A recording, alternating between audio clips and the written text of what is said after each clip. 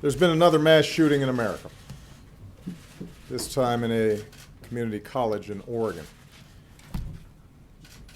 But as I said just a few months ago, and I said a few months before that, and I said each time we see one of these mass shootings, our thoughts and prayers are not enough. It's not enough. We are the only advanced country on earth that sees these kinds of mass shootings every few months. Earlier this year, I answered a question in an interview by saying, the United States of America is the one advanced nation on earth in which we do not have sufficient common sense gun safety laws, even in the face of repeated mass killings. And later that day, there was a mass shooting at a movie theater in Lafayette, Louisiana. That day. Somehow this has become routine. The reporting is routine. My response here at this podium ends up being routine. The conversation in the aftermath of it, we've become numb to this. And what's become routine, of course, is the response of those who oppose any kind of common sense gun legislation. Right now, I can imagine the press releases being cranked out.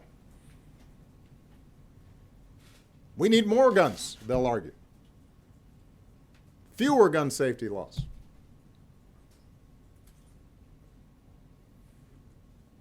Does anybody really believe that? And of course, what's also routine is that somebody somewhere will comment and say, Obama politicized this issue. Well, this is something we should politicize. It is relevant to our common life together, to the body politic. And yet, we have a Congress that explicitly blocks us from even collecting data on how we could potentially reduce gun deaths. How can that be?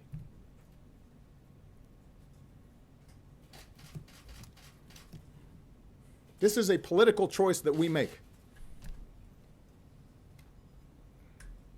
to allow this to happen every few months in America. When Americans are killed in mine disasters, we work to make mines safer. When Americans are killed in floods and hurricanes, we make communities safer. When roads are unsafe, we fix them to reduce auto fatalities.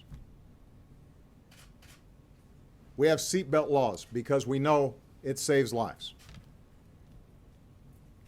Individually, whether you are a Democrat or a Republican or an independent, when you decide to vote for somebody, are making a determination as to whether this cause of continuing death for innocent people should be a relevant factor in your decision.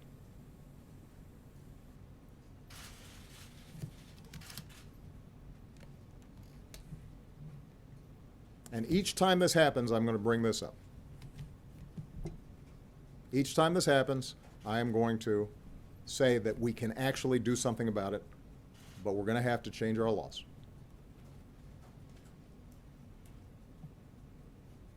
And this is not something I can do by myself. I've got to have a Congress, and I've got to have state legislatures and governors who are willing to work with me on this. I hope and pray that I don't have to come out again during my tenure as president to offer my condolences to families in these circumstances. But based on my experience as president, I can't guarantee that. And that's terrible to say. and it can change.